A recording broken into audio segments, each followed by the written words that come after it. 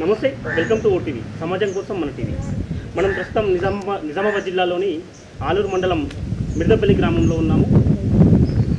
ఇక్కడికి రావడానికి గల కారణాలు ఏంటంటే, మన ముందు లాస్ట్ ఇయర్లో యూపీఎస్సీ వాళ్ళు కండక్ట్ చేసినటువంటి సిఏపిఎఫ్ దాంట్లో ఆల్ ఇండియా 432వ ర్యాంక్ సాధించి ఇండియన్ కమాండెంట్లో డిఎస్పీ క్యాడర్లో ఇండియన్ కమాండెంట్గా ఉద్యోగం సాధించి మొట్టమొదటిసారిగా తన గ్రామానికి చేరుకున్నాడు.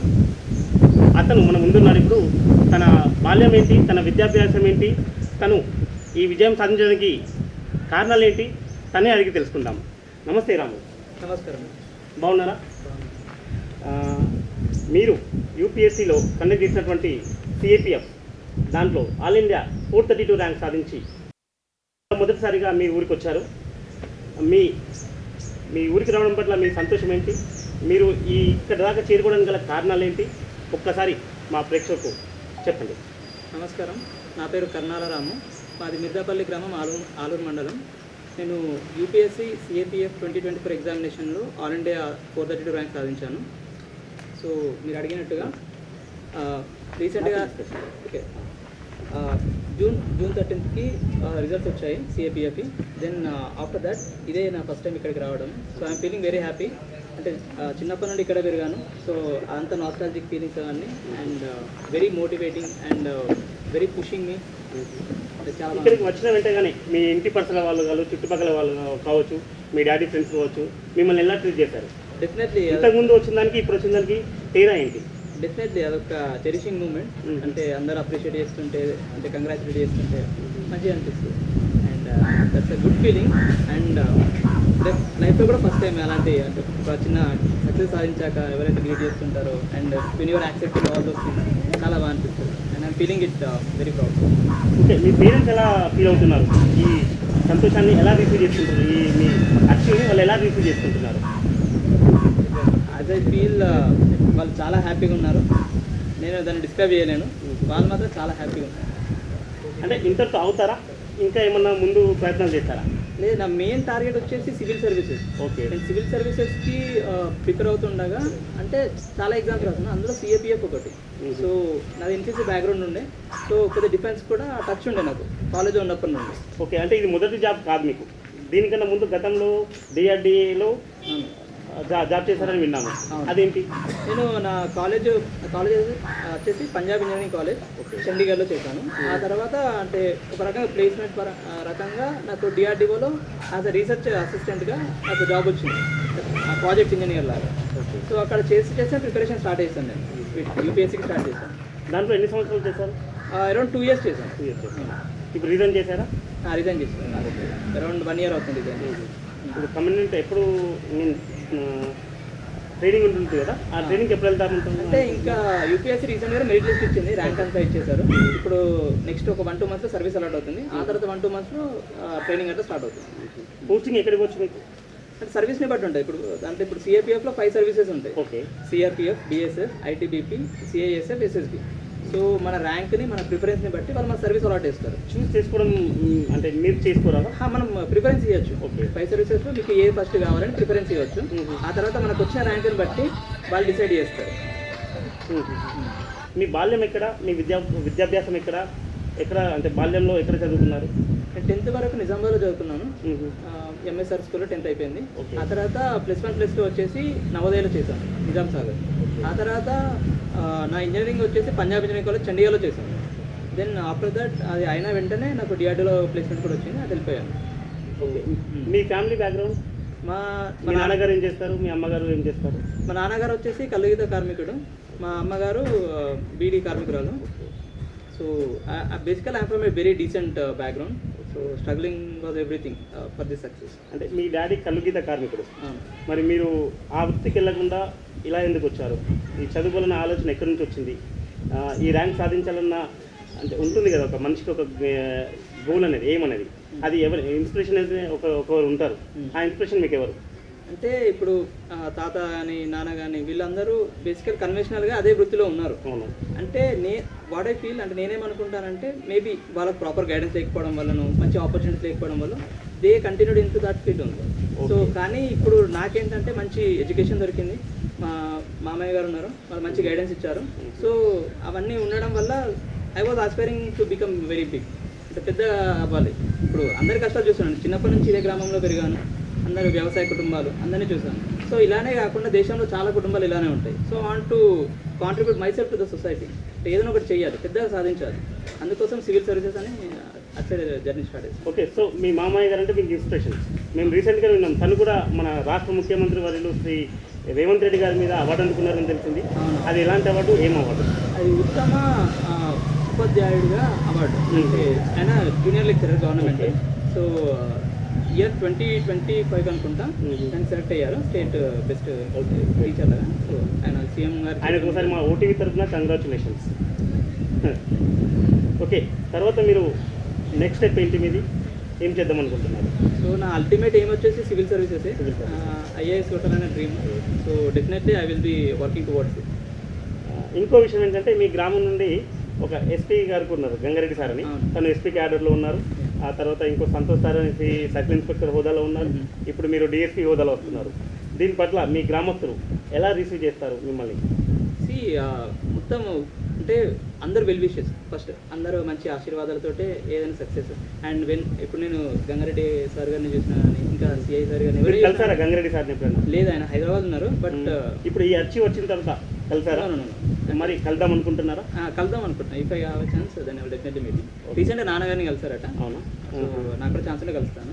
సో వీళ్ళే ఇన్స్పిరేషన్, వీళ్ళే మోటివేషన్. మంచి కృషి ఉంటుంది. ఇప్పుడు ఎవరైనా అయ్యారంటే వాళ్ళే మనకు మోటివేషన్. ఈయన అయ్యారు, వాళ్ళు చేసినప్పుడు మనం ఎందుకు చేద్దాం? So we have to achieve it. అంటే మీరు స్టార్టింగ్ అయితే ఏఎస్పీ క్యాడర్లో వస్తున్నారు కాబట్టి ముందు మీరు ఎస్పీ క్యాడర్లో కూడా వెళ్తారు, సిపి గారి క్యాడర్లో కూడా వెళ్ళే ఛాన్సెస్ ఉంది. అయితే మీరు దీంట్లో కంటిన్యూ చేస్తే లేదు, మీరు ఐఏఎస్ అనుకుంటూ మీ గోల్ ఐఏఎస్ అనుకుంటున్నారు కాబట్టి మీరు దాన్ని అచీవ్ అయితే ఇంకా ఉన్నత శిఖరాలు కూడా అచీవ్ చేస్తారు. కాకపోతే సిఏపిఎఫ్ లో ర్యాంక్ స్ట్రక్చర్ కొద్దిగా డిఫరెంట్గా ఉంటుంది. ఇప్పుడు సిఏపిఎఫ్ అంటే ఏంటి ఒక్కసారి ఎక్స్ప్లెయిన్ చేస్తారా? ఓకే, మనకు సెక్యూరిటీ, మనం నేషనల్ సెక్యూరిటీ చూస్తే ఫస్ట్ పోలీస్ ఉంటుంది, అది స్టేట్ లెవెల్లో ఉంటుంది. దెన్ ఫస్ట్ లేయర్లో పోలీస్ ఉంటుంది, పైన లేయర్లో army, navy, air force, try services ఉంటాయి. సో మధ్యలో వీటిని కోఆర్డినేట్ ఇస్తూ అంటే సెంట్రల్ గవర్నమెంట్ ఒక పోస్ట్ నుంచుకుంటుంది. అవే సెంట్రల్ ఆర్మ్డ్ పోలీస్ ఫోర్సెస్, అంటే డైరెక్ట్లీ సెంట్రల్ హోమ్ మినిస్ట్రీ కింద ఉంటాయి ఫోర్సెస్. సో దానికోసం వాళ్ళ రిక్రూట్మెంట్ త్రూ యూపీఎస్సీ చేస్తుంది. యూపీఎస్సీ వాళ్ళు అంటే ఎగ్జామినేషన్ కండక్ట్ చేస్తారు, అండ్ మెడికల్ గీత మొత్తం వాళ్ళే తీసుకుంటారు. అండ్ ఫైనల్ ఇంటర్వ్యూ ఉంటుంది, సేమ్ ప్యానల్, అంటే యూపీఎస్సీకి ఇంటర్వ్యూ చేసే ప్యానల్ ఎవరైతే ఉంటారో సివిల్ సర్వీసెస్కి, అదే ప్యానల్ దీనికి కూడా ఉంటుంది. ఇది రాజెంట్ అనేది ఒకటి ఉంటుంది, దానికి ఎలాంటి సంబంధాలు ఏమైనా ఉంటాయా? దానికి దీనికి దగ్గర సంబంధాలు ఏమైనా ఉన్నాయా? అయితే సిఏపిఎఫ్ అంటే డిఫరెంట్ పార్ట్ ఆఫ్ ఇది. ఇప్పుడు ఇందులో సిఏపిఎఫ్లో 5 సర్వీసెస్ ఉంటాయి. ఒకటి వచ్చేసి బిఎస్ఎఫ్ వచ్చేసి బార్డర్ సెక్యూరిటీ ఫోర్స్, అది పాకిస్తాన్ అండ్ బంగ్లాదేశ్ బార్డర్లో వాళ్ళు పోలీసింగ్ కానీ పెట్రోలింగ్ కానీ అలా మొత్తం ఇన్ఛార్జ్ మొత్తం అక్కడ ఉంటుంది. దెన్ ఐటీబీపీ ఉంటుంది, Indo Tibetan border police, and వాళ్ళు వచ్చేసి ఏంటంటే టిబెట్ బార్డర్, అంటే చైనా బార్డర్. దెన్ ఆ తర్వాత ఎస్ఎస్బి ఉంటుంది, ఎస్ఎస్బి వచ్చేసి నేపాల్ అండ్ భూటాన్ బార్డర్. ఆ తర్వాత CISF, central industrial security force. వాళ్ళు వచ్చేసి ఏంటంటే మన మెయిన్ ఇన్స్టిట్యూషన్స్ ఏవైతే ఉంటాయో, పార్లమెంట్ కానీ, ఎయిర్పోర్ట్స్ కానీ, ఇంకా ఏదైనా గవర్నమెంట్ యొక్క పిఎస్యూస్ లాంటివన్నీ, అక్కడ వాళ్ళ ఆ సెక్యూరిటీ ఇన్ఛార్జ్ మొత్తం వీళ్ళకి ఉంటుంది. సిఐఎస్ఎఫ్ ఉంటుంది. ఫైనల్కి వచ్చేసి సిఆర్పిఎఫ్ ఉంటుంది. సిఆర్పిఎఫ్ వచ్చేసి ఎట్లాంటి ఇంటర్నల్ సెక్యూరిటీ కంప్లీట్గా వీళ్ళు అంటే అల్టిమేట్గా వీళ్ళు చూసుకుంటారు. సో నక్సల్ ఆపరేషన్స్ కానీ, north east insurgency, J&K terrorism, అలాంటి రోల్స్ అండ్ రెస్పాన్సిబిలిటీ సిఆర్పిఎఫ్ ఉంటాయి. సో ఇప్పుడు మనకు వచ్చిన ర్యాంక్కి అండ్ మన ప్రిఫరెన్సెస్కి బట్టి మనకు సర్వీస్ అలాట్ చేస్తారు. ఓకే, ఈ ర్యాంక్ కొట్టడానికి మీరు ఒక్క రోజులో ఎన్ని గంటలు శ్రమ పడ్డారు? అంటే చాలానే ఉండేది, బట్ ఆన్ అండ్ యావరేజ్ ఒక 10 hours అయితే చదివేవాను కంటిన్యూస్లీ. ఓకే, జాబ్ చేస్తూ చదువుకునేవాళ్ళు? జాబ్ చేస్తా అంటే నేను జాబ్ లాస్ట్ రిజైన్ చేసేసాను. ఆ తర్వాత 1 year ప్రిపేర్ అయ్యాను. ప్రిపేర్ అవుతున్నప్పుడు అరౌండ్ 10 అయితే మినిమం ఉంటుండే, 10 అబోనే అవర్స్ కష్టపడేవాడిని. జాబ్ చేస్తూ ఉండడం, అప్పుడు జాబ్ చేసేటప్పుడు అయితే సాటర్డే సండే నాకు వీకెండ్ హాలిడేస్ ఉంటుండే. సో ఎంటైర్ 2 days మొత్తం ప్రిపరేషన్గా పెట్టేవాడిని. అండ్ ఈవినింగ్ ఇంటికి వచ్చాక కూడా అటు జాబ్ ఉంటుండే, ఇటు ఇంటికి వచ్చాక చదివేవాడిని. అది మీరు ఎస్టీ స్టడీ సర్కిల్లో కూడా చదువుకున్నారని విన్నాము. అక్కడ ఎన్ని గంటలు చదివారు స్టడీ సర్కిల్లో? ఓకే, అక్కడ ప్రోగ్రామ్ ఎలా ఉండేదంటే డే టైంలో క్లాసెస్ ఉంటుండే, అండ్ రిమైనింగ్ టైం మేము చదువుకునే వాళ్ళం, అంటే రూమ్కి వచ్చేసేవాళ్ళం, స్టడీ హాల్ అయితే ఉండేది. సో అరౌండ్ 8 to 10 hours అయితే ఉండేది రఫ్గా అవునండి, సండేస్ సాటర్డేస్. మరి ప్రస్తుతం ఉన్న యువతకు మీరు ఎలాంటి సందేశం ఇస్తారు? సో నేను ఎస్పెషల్లీ రూరల్ బ్యాక్గ్రౌండ్కి వచ్చిన యువతకైతే చాలా మటుకు ఇన్ఫీరియారిటీ కాంప్లెక్స్ ఉంటుంది, అంటే కాన్ఫిడెన్స్ తక్కువ ఉంటుంది. సో మనకేమనిపించాలంటే మనం ఎవరికంటే తక్కువ కాదు, చదువు అందరికీ ఈక్వల్ ఆపర్చునిటీ. మనం చదువుకుంటే మనం కూడా ఎదగలుగుతాం. So never feel under confident. మీరు you have to believe in yourself. మిమ్మల్ని మీరు నమ్మండి, మీరు డెఫినెట్లీ అచీవ్ ఇట్. అండ్ ఏదైనా చదివేటప్పుడు you try to inculcating it in to your personality. అంటే ఏదైతే చదువుతామో ఇది జస్ట్ ఈ పలానా పనికే కాకుండా అది మన పర్సనాలిటీని అయితే ఇంప్రూవ్ చేసుకోగలదు. ఫర్ ఎగ్జాంపుల్ మనం హిస్టరీ చదువుతున్నప్పుడు రాజుల గురించి, ఇంకెవరెవరు అడ్మినిస్ట్రేటర్స్ గురించి చదువుతూ ఉంటాం. సో అది అలా చదివేసి ఈ రాజు ఇంత, ఈ సో డేటా అనేది లేకుండా వాళ్ళ క్వాలిటీస్ ఏంటి, వాళ్ళ పర్సనాలిటీ ఏంటిది, అది అట్లా ఇంప్రూవ్ చేసుకుంటే మనం ఎంత రిటర్న్లో మంచి రాసిన, యూపీఎస్సీ కానీ ఏ ఎగ్జామ్ కానీ రిటర్న్ ఎంత మంచి క్లియర్ చేసిన, ఎన్ని మార్కులు వచ్చినా కానీ ఇంటర్వ్యూకి వచ్చేసరికి అక్కడ పోతూ ఉంటారు, చాలా మంది క్యాండిడేట్ పోతూ ఉంటారు. That is because of their personality బాగాలేకపోతే పోతుంది. So try to improve your personality. ఒకటి కాన్ఫిడెంట్ ఉండండి, మీ పర్సనాలిటీ ఇంప్రూవ్ చేసుకోండి. And try to have motivation, ఒక మంచి ఇన్స్పిరేషన్ తీసుకోండి. సో ఆ రోల్ మోడల్ ఎప్పుడు మీకు ఫోన్ పైన వాల్పేపర్ లాను, మీ గోడ పైన ఒక పోస్టర్ లాను ఉంటూ ఉండాలి. సో దిస్ ఇస్ థ్యాంక్స్ అండి మా యూత్కి చెప్పినందుకు. అట్లాగే మీరు ఇప్పుడు కమాండెంట్గా ఉన్నారు, అసిస్టెంట్ కమాండెంట్. దాంట్లో మీరు ఎన్ని అటెంప్ట్లో ఈ జాబ్ కొట్టారు? రఫ్లీ this is my second attempt. Last year జాబ్లో ఉండగా రాసా ఒక అటెంప్ట్. ఓకే, చేయలేకపోయాను. ఎంతలో మిస్ అయింది? నాకు అంత రఫ్ ఐడియా లేదు. దెన్ ఈ అటెంప్ట్ అంటే డెడికేటెడ్గా ప్రిపరేషన్ అంటే దీనికంటే ఏం లేదు. సిలబస్ మాత్రము యూపీఎస్సీ సివిల్ సర్వీసెస్కి ఏ సిలబస్ ఉంటుందో అదే సిలబస్లో ప్రిపేర్ అయ్యాను. కొద్దిగా ఆన్సర్ రైటింగ్ అంతా ప్రాక్టీస్ చేస్తుండేవాడిని. సో అదే చాలా హెల్ప్ఫుల్ అయిపోయింది. And interview was the last nail in the coffin. ఇప్పుడు మీరు సివిల్స్కి కూడా ప్రిపేర్ అవుతాం అనుకుంటారు. మీరు ఇదివరకు ప్రిపేర్ అయ్యారు కదా, దానికి దీనికి సిమిలర్ ఏమైనా ఉందన్నారు కదా ఇందాక, అదేమైనా మీకు హెల్ప్ అవుతుందా? Okay, civil services universal thing. అది చదువుకుంటే జస్ట్ ఒక గవర్నమెంట్ జాబ్స్కే కాదు, అది మంచి సివిల్ సర్వీసెస్ ఒక మనం ఎగ్జామ్ కోసం ఒక రిటర్న్ పేపర్ కోసం ప్రిపేర్ అవుతున్నట్టు కాదు, అది ఎంటైర్ ఒక పర్సనాలిటీ, ఒక ఆఫీసర్ని షేప్ చేస్తుంది ఆ preparation. So definitely helps you to any other field. A field అయినా సరే, సిఏపిఎఫ్ కానీ and any other government jobs కానీ ప్రైవేట్ జాబ్స్ ఏదైనా అన్నిటికీ వెళ్ళిపోతుంది. మీ విద్యాభ్యాసం గురించి మాకు చెప్పలేదు ఇంకా. ఎక్కడ చదువుకున్నాను? మీ ప్రైమరీ స్కూల్ ఎక్కడ, హై స్కూల్ ఎక్కడ? సో నా ఫస్ట్ క్లాస్ వచ్చేసి ఆదర్శ స్కూల్లో చదివాను. Okay. So and second to fourth వచ్చేసి సెయింట్ పాల్స్లో చదివాను. ఓకే. అండ్ ఆ తర్వాత నిజామాబాద్ సెయింట్ టెరిస్లో చదివాను 5th to 9th. Okay. And 10th class వచ్చేసి ఎంఎస్ఆర్ హై స్కూల్. ఆ తర్వాత +1 +2 అంటే 11th and 12th వచ్చేసి జేఎన్వి జవహర్ నవోదయ విద్యాలయ నిజాం సాగర్లో చదివాను.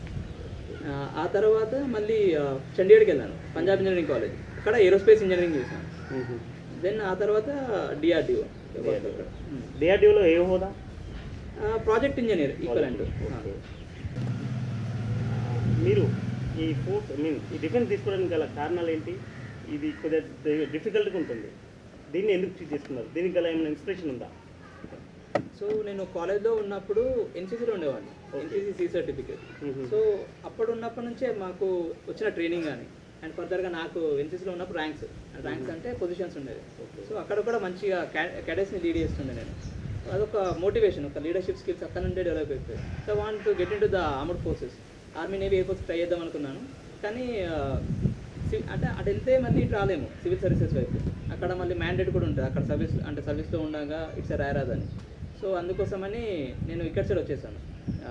సో బేసికల్లీ ఈ ఫోర్సెస్కి రావడానికి అంటే పోలీస్ కానీ ఆర్మ్డ్ ఫోర్సెస్ కానీ ఇప్పుడు అసిస్టెంట్ కమాండెంట్ కానీ నాకు ఇన్స్పిరేషన్ వచ్చేసి NSA Ajit Doval IPS officer. ఇప్పుడు కరెంట్లీ మనకు నేషనల్ సెక్యూరిటీ అడ్వైజర్గా పనిచేస్తున్నారు. సో నాకు ఎప్పుడు నా లైఫ్లో మొరాల్ డౌన్ అనిపించిన, మోటివేషన్ డౌన్ అనిపించిన, I to go back to YouTube and search his videos and చూసేవాడిని వీడియోస్ అండ్ అంటే స్పీచెస్ మోటివేషన్ అయితే తీసుకునేవాడిని. అయిననే నాకు 4 మోటివేషన్ అంటే ఈ ఫోర్సెస్కి ఎస్పెషల్లీ ఆయన ఎన్ఎస్ఏ. ఇప్పుడు రాబోయే యువతకి మీరు ఎలా చదువుకోవాలనేది కొన్ని మీ అంశాలు, మీరు పడ్డ కష్టాలు, మీరు ఎన్ని గంటలు చదివారు ఒక రోజులో, అలాగే ఎలా చదివితే ఎలాంటి అచీవ్ చేయొచ్చు అనేది ఒక్కసారి చెప్పండి. అంటే you mean to ask UPSC particular? UPSC.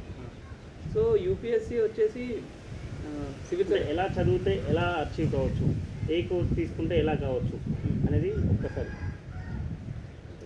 అంటే ఇప్పుడు యూత్ ఉంటారు కదా, నెక్స్ట్ వచ్చే జనరేషన్కి, అంటే మీ తర్వాత జనరేషన్కి మీరు ఎలా చదివితే ఎలా అవుతారు, ఏ కోర్స్ తీసుకోవాలి, ఇంటర్ తర్వాత ఏం తీసుకోవాలి, డిగ్రీ తర్వాత ఏం తీసుకోవాలి, యూపీఎస్సీ రాయాలంటే ఏమేమి క్వాలిఫికేషన్స్ కావాలి, ఏమేమి ఎలిజిబిలిటీ కావాలి, ఎలా చదవాలి, ఎవరి గైడెన్స్ కావాలి, అలాంటివి కొన్ని సందేశాలు. ఓకే. సో మీరు తీసుకోవాలనుకుంటే మనము చాలామంది ఇంజనీరింగ్ సైడ్ వెళ్తూ ఉంటారు, ఇక నార్మల్ డిగ్రీ చేస్తూ ఉంటారు. It's completely up to you, మీకు ఏదైతే ఇంట్రెస్ట్ ఉంటుందో so you try to pursue it. కానీ ఎప్పుడైతే మనము మన ఇంట్రెస్ట్ని పర్స్యూ చేస్తూ ఉంటామో we have to have a check on your family background as well. అంటే మన ఫ్యామిలీ ఏంటిది, మనం ఎలాంటి సర్కమ్స్టాన్సెస్ నుంచి వస్తున్నాం. సో మనం ఈ ఒక సర్టెన్ కోర్స్ తీసుకుంటే తర్వాత ఆపర్చునిటీస్ ఉండకపోవచ్చు, కానీ ఆ కోర్స్ అంటే సస్టైన్ అవ్వగలుగుతావా, అది తీసుకోవడం వర్తేనా అంటే అన్నీ ఒకసారి చెక్ చేసుకోవాలి, మన బ్యాక్గ్రౌండ్ అంతా చెక్ చేసుకొని then you get into it. ఒకవేళ సివిల్ సర్వీసెస్ వైపు రావాలనుకుంటే civil services required very normal degree, ఏదైనా నార్మల్ డిగ్రీ ఉంటే సరిపోతుంది, ఏదైనా అంటే రికగ్నైజ్డ్ యూనివర్సిటీ నుంచి అంటే సరిపోతుంది. మీరు సివిల్ సర్వీసెస్ రావాలనుకుంటే మనకు స్టార్టింగ్ ఏదైనా సరే మనకు బైబిల్ వచ్చేసి ఎన్సీఆర్టీస్, మనం ఎన్సీఆర్టీస్ నుంచి స్టార్ట్ చేయాలి. ఎన్సీఆర్టీస్ అన్ని సబ్జెక్ట్స్ ఆల్మోస్ట్ మనకు ఒక ఫౌండేషన్ అనేది క్రియేట్ అవుతుంది, ఆ తర్వాత standard books. And what I feel coaching is compulsory. అంటే చాలామంది అంటుంటారు కోచింగ్ ఎలాంటి కోచింగ్ తీసుకోవాలి, ఎక్కడ తీసుకుంటే బాగుంటుంది? నేను కోచింగ్ అయితే ఎస్టేట్ స్టడీ సర్కిల్లో తీసుకున్నాను. తర్వాత బెస్ట్ థింగ్ ఐ హ్యాడ్, నాకు ఒక మంచి ఆపర్చునిటీ, అది కూడా మా మామయ్య చెప్పడం వల్ల నాకు కూడా తెలియదు. అప్పుడే హైదరాబాద్కి వచ్చేసాను, నాకు ఏం ఐడియా లేకుండా అప్పుడు మా మామయ్య చెప్పాడు ఇట్లా ఉంది ఆపర్చునిటీ, అప్లై చేస్తాను అండ్ రాశాను. అండ్ నాకు థర్డ్ ర్యాంక్ ఏమో వచ్చింది అందులో. కొందరు ఉంటారు 1-2 ప్రయత్నాలు విఫలంగానే ఆపేస్తారు, ఆపేసి డిఫరెంట్గా వేరే సైడ్ వెళ్ళిపోతారు. అలాంటి వరకు మీరు ఏం చెప్తారు? అంటే మీరు ఫుల్ హోలిస్టిక్గా మీరు స్టార్ట్ చేయండి ప్రిపరేషన్. ఫస్ట్, సెకండ్, థర్డ్ వరకు వచ్చేసాక ఒకసారి ఆలోచించండి, అంటే ఇంకొక బ్యాకప్ ఉందా, ఇందులోనైతే సస్టైన్ అవ్వగలుగుతామా, మీ మీద మీకు కాన్ఫిడెన్స్ ఉందా. You should go through everything. అంటే ఒకసారి థర్డ్ అయ్యడానికి వస్తేనే మీకు బ్యాకప్ ఆప్షన్ రెడీ అయిపోవాలి అట్లా. సో మీకు ఆ క్వశ్చన్ వస్తూ ఉంటుంది, ఒక అటెంప్ట్ ఇవ్వగానే ఎగ్జామ్ క్లియర్ కాకపోగానే ఆమె ఎలిజిబుల్ ఫర్ ఇట్ అని ఆ క్వశ్చన్ కంపల్సరీ వస్తూ ఉంటుంది, ప్రతి ఆస్పిరెంట్కి అది compulsory. So you have to, నువ్వు ఎందుకు స్టార్ట్ చేసావో తెలుసుకోవాలి. అంటే మనం స్టార్ట్ చేస్తాం ఒక పలానా రీజన్ తోటి, ఇప్పుడు నాకు మోటివేషన్ స్టూడెంట్స్ మోటివేషన్ ఉంది, దానివల్ల నేను స్టార్ట్ చేస్తాను. అట్లా అందరికి ఏదో ఒక రీజన్ తోటి స్టార్ట్ చేస్తారు. ఒక్కసారి ఎప్పుడైనా క్విట్ చేద్దాం అనిపిస్తుంది అనుకో, మళ్ళీ you go back to it and check, నేను ఈ మోటివేషన్ కోసం స్టార్ట్ చేస్తాను, సో దీన్ని అచీవ్ చేయాలి. అలా చేస్తే తప్పకుండా రీచ్ కావచ్చు. అండ్ మన మోటివేషన్ ఎప్పుడు మనకు కనిపిస్తూ ఉండాలి, లేకపోతే మర్చిపోతూ ఉంటాం. ముందు టేబుల్ మీద గోడ పైన రాసుకొని పెట్టుకోవాలండి. మన గోల్స్ ఎప్పుడు మనకు క్లియర్గా ఉండాలి, కనిపిస్తుంది, పడుకున్నాయని కళలో కూడా రావాలి. గుడ్. ఇంకేం చెప్పాలనుకుంటున్నారు? వచ్చేసి నా ఎక్స్పీరియన్సెస్ అయితే నేను ఒక రూరల్ బ్యాక్గ్రౌండ్ నుంచి వచ్చాను. అంటే చాలామంది యూత్ని చూశాను, నా ఫ్రెండ్ సర్కిల్లో కూడా చూశాను. చాలా మటుకి ఏంటంటే ఇన్ఫీరియారిటీ కాంప్లెక్స్ ఇది ద బిగ్గెస్ట్ వీక్నెస్. అంటే రూరల్ యూత్ కానీ ఎవరికైనా ఒక కాన్ఫిడెన్స్ అనేది తక్కువ ఉంటుంది. అండ్ అంటే ఇప్పుడు మనము అర్బన్ నుంచి వచ్చిన స్టూడెంట్స్ కంపేర్ చేసుకుంటే వాళ్ళు చాలా సొఫిస్టికేటెడ్గా వాళ్ళ కమ్యూనికేషన్ స్కిల్స్ కానీ వాళ్ళని చూసిన ఒక్కసారి జడుచుకుంటారు మనం. సో అట్లా కాకుండా వీ కెన్ డూ ఇట్. మన మీద మనకు నమ్మకం ఉండాలి, మన మీద మనకు కాన్ఫిడెన్స్ ఉంటే we will make it definitely. చాలామంది ఉన్నారు, there are many inspirations. So try to be confident in yourself. Thank you అండి. మీ నాన్నగారు ఇక్కడే ఉన్నారు, వారిని అడిగి తెలుసుకున్నాను ఎలా ఫీల్ అవుతున్నారు, మీ అర్చీని ఆయన ఎలా రిసీవ్ చేసుకుంటున్నది అతని మాటలు. తను గీత కార్మికుడు విన్నాం కదా, ఒకసారి తను పనిచేసే తాళ్ళకు కూడా వెళ్ళి చూద్దాం మనం. మాతో పాటు మీరు రండి, మీ నాన్నగారు ఎలా పని చేస్తారు, ఏం చేస్తారని అది కూడా చూద్దాం. థ్యాంక్ యూ అండి. నమస్కారం నారాయణ గారు, ఎలా ఉన్నారు సార్? ఇందాక మీ అబ్బాయిని ఇంటర్వ్యూ చేశాను. మీ అబ్బాయి అచీవ్ కావడానికి ఆ జాబ్ సాధించాడు, దాన్ని మీరు ఎట్లా రిసీవ్ చేసుకుంటున్నారు? మీరు పడ్డ శ్రమ ఎంత దాని వెనకాల? అందరూ మీ అబ్బాయి విజయం సాధించారు, ఆల్ ఇండియాలో 432 ర్యాంక్ సాధించారని చూస్తున్నారు, దాని వెనకాల మీరు పడ్డ శ్రమ ఎంతవరకు ఉంది అది ఒక్కసారి మా ప్రేక్షకులకు. ముందు కష్టపడ్డాను, చదివించాను,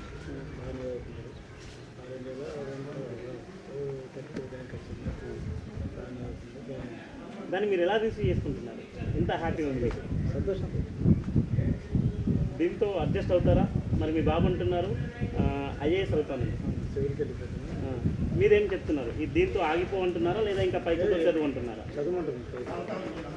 కొందరు ఉంటారు పేరెంట్స్, ఈ జాబ్ వచ్చింది కానీ నాన్న మనకు చాలు, ఇంతతో ఇప్పుడు డిఎస్పీ హోదాలను దీంతో సరిపెట్టుకుందామంటారు. అలా కాకుండా మీరు ఏమనుకుంటున్నారు? ఇంకా చదివితే బాగుంటుందని చెప్పి కలెక్టర్గా చూద్దాం అనుకుంటున్నారు. థ్యాంక్ యూ అండి. గారి చేతుల మీద అవార్డు తీసుకున్నారు. అలా అదే కాకుండా మీ అల్లుడు గారు గత నెలలో వచ్చినటువంటి ఫలితాల్లో ఆల్ ఇండియా 432 ర్యాంక్ సాధించి డిఎస్పీ క్యాడర్లో అసిస్టెంట్ కమాండెంట్గా ఉద్యోగం సాధించారు. దాని పట్ల మీ సంతోషం ఉంది. తనతో అడిగితే మీరే ఇన్స్పిరేషన్ అన్నారు. మీరు ఎందుకు ఇన్స్పిరేషన్ సరికి చాలా మీరు ఏం చేస్తున్నారు ఇప్పుడు, ఎక్కడ జాబ్ చేస్తున్నారు? చాలా సంతోషమైన విషయం. ఈరోజు నేను గైడ్ చేసిన ఒక నా అల్లుడు ఇలా సెటిల్ కావడం చాలా సంతోషంగా ఉంది. నేను గవర్నమెంట్ జూనియర్ కాలేజ్ నవాబ్పేటలో JL in physics, junior lecturer in physics నాకు 2012లో జాబ్ వచ్చింది. 12 నుంచి నేను కామారెడ్డిలో 6 years చేసి, తర్వాత పటాన్చేరిలో 6 years చేసి, presently I'm working at Vikarabad district. From Vikarabad district I selected as a state best lecturer award last year. దీనికి నేను అర్హుణ్ణి అని ఎట్లా చెప్పుకుంటున్నానంటే, చాలామంది స్టూడెంట్స్ని నేను ఎంకరేజ్ చేశాను. ఏదైనా పేదరికం ఉంది అని అంటే అది మనకు అవేర్నెస్ లేకపోవడం వల్ల, చదువును నమ్ముకోకపోవడం వల్ల ఇంకా పేదరికంలోనే ఉంటున్నారు. మట్టిలో మాణిక్యాలను బయటికి రావాలి అంటే వాళ్ళ కరెక్ట్ గైడెన్స్ ఇస్తే వాళ్ళ టాలెంట్తో వాళ్ళే పైకి వచ్చి మిగతా వాళ్ళని పైకి తీసుకొస్తారు. దానికి ఉదాహరణ మీ అల్లుడు అనుకోవచ్చు. Definitely, exactly. మా అల్లుడితో పాటు నేను చాలామందికి గైడెన్స్ ఇచ్చాను. మా కోడలు కూడా ఇప్పుడు ఎంఎస్సీ ఆర్గానిక్ కెమిస్ట్రీ చేసి ఫార్మా కంపెనీలో జాబ్ చేస్తుంది. అలానే నా స్టూడెంట్స్ ఇప్పుడు చాలామంది కూడా సాఫ్ట్వేర్ కంపెనీస్లో ఉన్నారు, ఎంబీఏలు అయిపోయినాయి, ఎంసీఏలు అయిపోయినాయి, చాలామంది సెటిల్ అయ్యారు. వాళ్ళు ఫోన్ చేస్తూ ఉంటారు, మీ గైడెన్స్ వల్ల ఇట్లా సెటిల్ అయ్యాం సార్ అంటే చాలా హ్యాపీగా అనిపిస్తుంది. కాబట్టి టీచింగ్ అనేది ఒక వృత్తిలా కాకుండా ఒక జీవన విధానంలాగా అలవాటు చేసుకొని ఎంతోమందికి మనం ఇన్స్పైర్ చేస్తే వాళ్ళ ఫ్యామిలీలు బాగుపడితే అదే సొసైటీకి చాలా మేలు చేసిన వాళ్ళం అవుతామని అందుకే నన్ను వాటికి సెలెక్ట్ చేశారు. ఈ విధంగా నేను ఎవరికై అడిగినా కానీ నేను అడ్వైజ్ ఇస్తూనే ఉంటాను.